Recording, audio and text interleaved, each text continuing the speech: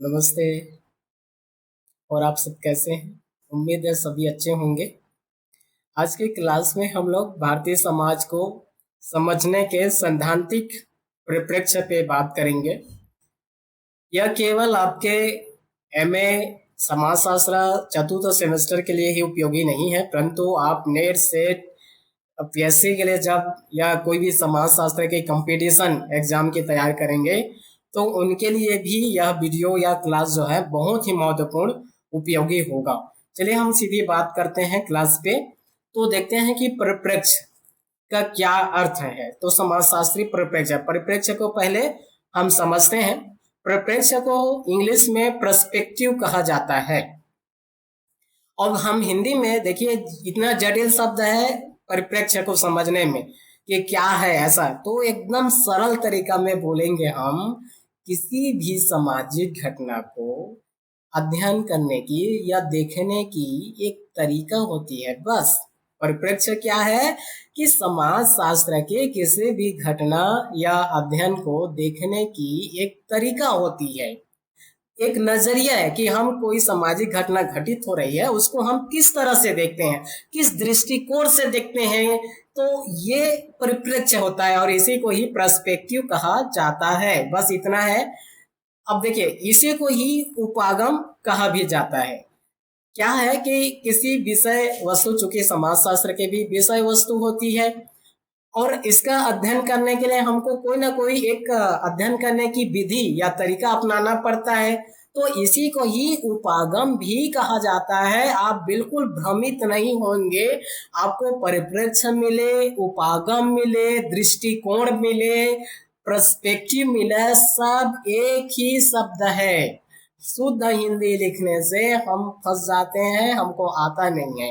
तो आप याद रखेंगे परिप्रेक्ष्य, दृष्टिकोण, नजरिया, उपागम, पर्सपेक्टिव, ये सब एक ही शब्द है। तो किसी समस्या का अध्ययन करने की विधि या उपाय को ही हम परिप्रेक्ष्य कहेंगे। ओके, बस हो गया।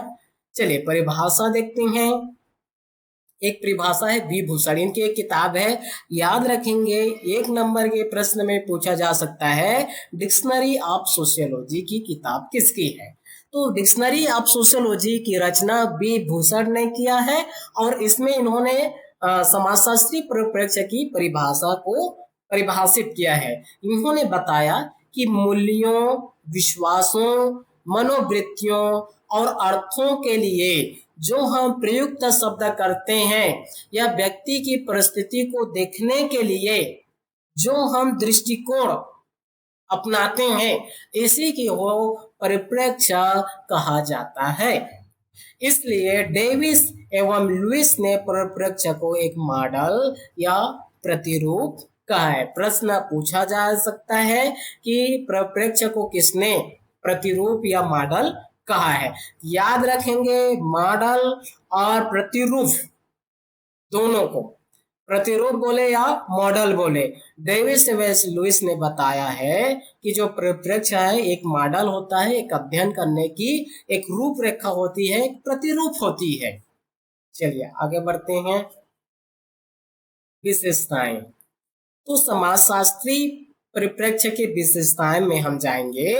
तो देखिए पहला है समन्वयात्मक प्रकृति। समन्वयात्मक प्रकृति का मतलब ये है कि जो सामाजिक घटनाएं घटित होती है, सामाजिक जो विषय वस्तु है, कहीं ना कहीं एक दूसरे पर निर्भर होती है, परस्पर संबंधित होते हैं। जब किसी एक पार्ट पे एक भाग में परिवर्तन होगी तो दूसरा भाग में भी परिवर्तन आएगा, जिसका प्रभाव हमको समाज में देखने को मिलेगा। दूसरा, हम समाज शास्त्र में वैज्ञानिक प्रकृति को अपनाते हैं, कोई कल्पना पे नहीं चलते हैं, साइंटिफिक आधार पे समाज शास्त्र के विषय वस्तु का या सामाजिक घटनाओं का अध्ययन करते हैं। वस्तुनिष्ठता होती है भाई, समाज शास्त्र में हम वस्तुनिष्ठता, ऑब्जेक्टिव को अपनाते हैं और निष्पक्ष होकर के सामाजिक घटनाओं का अध्ययन करते हैं। आगे चलते हैं। चौथा नंबर व्यापक एवं खुलापन होता है। देखिए समाज शास्त्र के जो विषय है, समाज शास्त्र की जो प्रयोगशाला है वो पूरी दुनिया है। हाँ, हमारी विषय घटनाओं का अध्ययन करने के लिए कोई एक बंद कमरा या एक प्रयोगशाला जो कि एक बंद कमरा के अंतर्गत होती है, वैसा नहीं है। पूरा दुनिया हमारे लिए खुला है। हमारा अध्ययन करने की विषय वस्तु या घटना बड़ा होता है, क्षेत्र फैला हुआ है, व्यापक क्षेत्र फैले हुए हैं, और हम ओपन कहीं भी हम सामाजिक घटनाओं का प्रैक्टिकल कर सकते हैं, प्रयोग कर सकते हैं।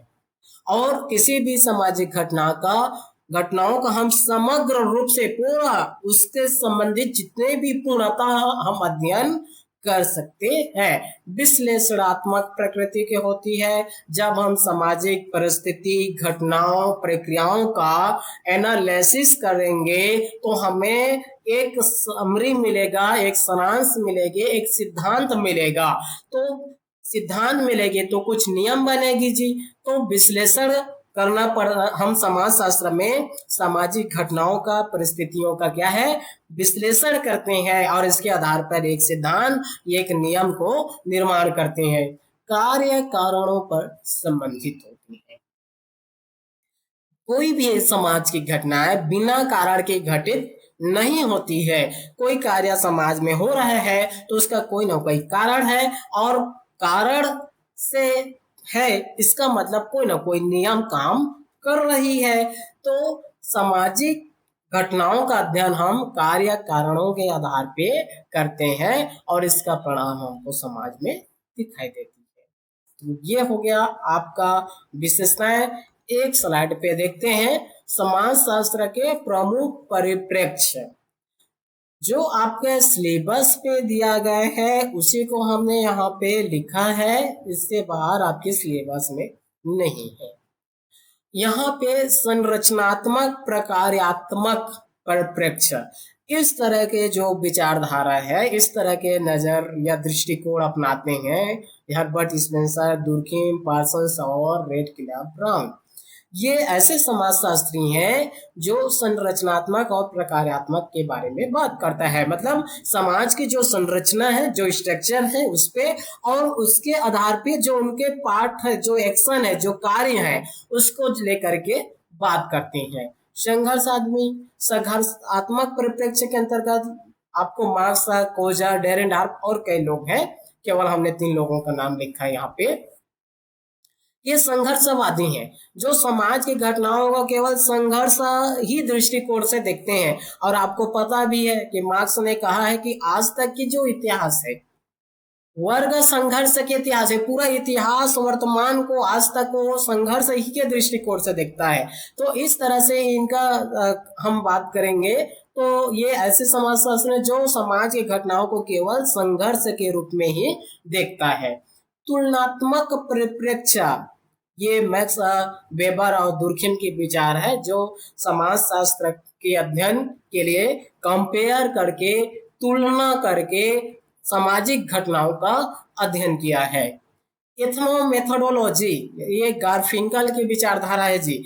एथनोमेथोडोलॉजी में जो हम आए दिन दिनचर्या में जो हमारी व्यवहार होती है, जो हमारे कार्यों या व्यवहार से जो अर्थ निकलता है या जो दूसरा उस पे अर्थ देता है, ये कोई बहुत बड़ा सिद्धांत नहीं है, बहुत बड़ा कोई कॉन्सेप्ट नहीं है, परंतु ये केवल एक झुकाव हो है।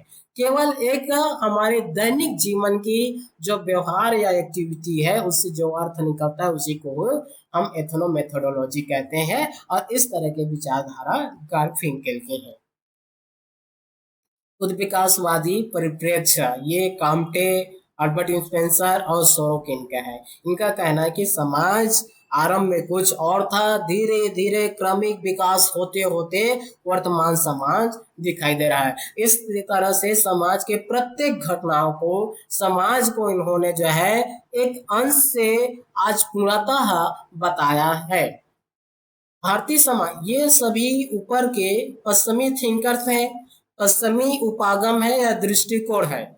हम भारतीय समाज में बात करेंगे तो यहाँ पे भारतीय विद्या शास्त्रीय परिप्रेक्ष्य के अंतर्गत, जिसको इंडोलॉजिकल पर्सपेक्टिव कहा जाता है, ये जीएस घुरिये और लुइस ड्यूमॉन्ट है।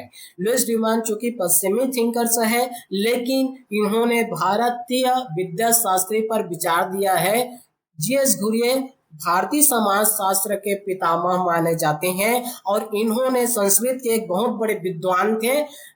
इन्होंने जो है भारतीय समाज को, भारत के जो धर्म शास्त्र है, भारतीय धर्म शास्त्र है, उनके आधार पर जो समाज के बारे में लिखा गया है, बताया गया है, उसी के आधार पे इन्होंने समाज की अध्ययन किया है। इसलिए इसके जो पर्सपेक्टिव है, इसके उपागम है, उसको भारतीय विद्या शास्त्री या इंडियोलॉजिकल पर्सपेक्टिव थ्योरी कहा जाता है। सभ्यता परिप्रेक्ष्य, सभ्यतावादी में आ जाएगा एन.के. बोस और सुरजीत सिन्हा। ये ऐसे समाजशास्त्री हैं जिन्होंने केवल सिविलाइजेशन, सभ्यता को लेकर के विचार रखा है। इनका सारा सिद्धांत उपागम सभ्यता पे ही आधारित है। दलित उद्धार परिप्रेक्ष्य, जिसको सबल्टर्न पर्सपेक्टिव भी कहा जाता है, इसी को मातहत भी कहा जाता है। याद रखेंगे, बार बार नेट सेट में पूछा जाता है मातहत समाजशास्त्री इनमें से कौन है, या मिलान कर, या जोड़ी मैच कराने के लिए आता है। सबल्टर्न को याद रखेंगे, दलित उद्धार याद रखेंगे। तो यहाँ पे जो हिंदी और इंग्लिश है दोनों ध्यान में रखेंगे। इसके अंतर्गत सबल्टन में डॉक्टर अंबेडकर जी आएंगे और डेविड हार्डीमैन आएंगे, जो समाज के जो नीचे दबे कुचले लोग हैं, दलित हैं, उनको लेकर के इन्होंने समाज में सामाजिक घटनाओं का अध्ययन किया है और समाज में एक अच्छी जीवन शैली को लाने के लिए इन्होंने काम किया है। तो ये आपका हो गया प्रमुख परिप्रेक्ष्य। यूनिट 1 में बस इतना ही है और 2 से लेकर के 5, 2, 3, 4, 5 यूनिट में केवल इसी के बारे में आपको पढ़ना है, चाहे वो संघर्ष का हो, चाहे सबल्टर्न का हो, सभ्यतावादी हो, भारतीय विद्या शास्त्री। बस जो आपका सिलेबस में दिया है वो सबको हमने यहाँ पे लिख दिया है और इसके बारे में आपको बाकी 4 इकाई में पढ़ना है। तो इकाई 1 में बस केवल इतना ही है। आपको पता चल गया कि परिप्रेक्ष्य क्या होती है, किसी सामाजिक घटनाओं का अध्ययन करने की एक तरीका है, एक विधि होती है। देखिए, हर एक व्यक्ति का समाज के घटनाओं को देखने की नजरिया अलग अलग है। कोई समाज को संघर्ष परिप्रेक्ष्य से देख रहा है, कोई समाज में जो है समाज की घटनाओं को मातहत के रूप में देख रहा है, कोई सभ्यतावादी दृष्टिकोण से देख रहा है, कोई जो है भारतीय विद्या शास्त्र के आधार पे देख रहा है। तो ये क्या है, सामाजिक घटनाओं को, सामाजिक घटनाओं के अध्ययन करने की एक तरीका होती है, इसी को ही परिप्रेक्ष्य कहा जाता है। चलिए, हो गया। अब हमने एक परिभाषा भी देख लिया, हमने एक किताब के नाम भी देख लिया, dictionary of sociology, B Bhushan की किताब है, पूछ सकता है भाई इस पेपर में। और डेविस एवं लुइस ने इसको एक मॉडल या प्रतिरूप कहा है। मॉडल या प्रतिरूप से क्या समझते हैं कि कोई हमारे पास एक नमूना है, एक मॉडल है, उदाहरण है, अब उसके आधार पे हम किसी घटना का, किसी वस्तु का अध्ययन कर रहे हैं। तो इन्होंने परिप्रेक्ष्य के स्थान पे ये जो प्रतिरूप या मॉडल शब्द है, इसको इन्होंने उचित माना है। ठीक है, चलिए, अब हमने विशेषता में भी देख लिया जी। समन्वयात्मक प्रकृति के होते हैं, वैज्ञानिक प्रकृति के होते हैं, वस्तुनिष्ठता प्रकृति के होते हैं, है ना। 4 नंबर के प्रश्न में पूछेगा ये। व्यापकता एवं खुलापन पाया जाता है, विश्लेषणात्मक प्रकृति के होते हैं और कार्य कारणों पर संबंधित होते हैं। तो प्रश्न कैसे बनेगा आपका, एक तो अर्थ पूछ सकता है 1 नंबर के लिए या 2 नंबर के लिए, है ना। दूसरा, 2 नंबर में परिभाषा पूछा जा सकता है, इस किताब के नाम को 1 नंबर में पूछा जा सकता है। इसको भी पूछा जा सकता है, डेविस एवं लुइस ने परिप्रेक्ष्य को क्या कहा, या प्रतिरूप या मॉडल को, परिप्रेक्ष्य को किसने प्रतिरूप या मॉडल कहा है, ये पूछा जा सकता है। 4 नंबर में आपकी विशेषता आएगी। और 12 नंबर के लिए पूछेगा तो सभी अर्थ, परिभाषा, विशेषता और प्रमुख जो परिप्रेक्ष्य है, इसको पूछेगा। तो 12 नंबर में सबको लिखना पड़ेगा, नहीं तो आपका, मैंने बता दिया, 2 नंबर, 4 नंबर, 1 नंबर की प्रश्न, और ये हो गया आपका प्रमुख परिप्रेक्ष्य। बस बाकी सभी इसी के आधार पे इकाई 2, 3, 4, 5 बटा हुआ है। चलिए, ठीक है, फिर धन्यवाद। इस वीडियो से आप अपने ज्ञान में वृद्धि कीजिए, आनंद उठाइए। नेक्स्ट क्लास पे फिर मिलते हैं।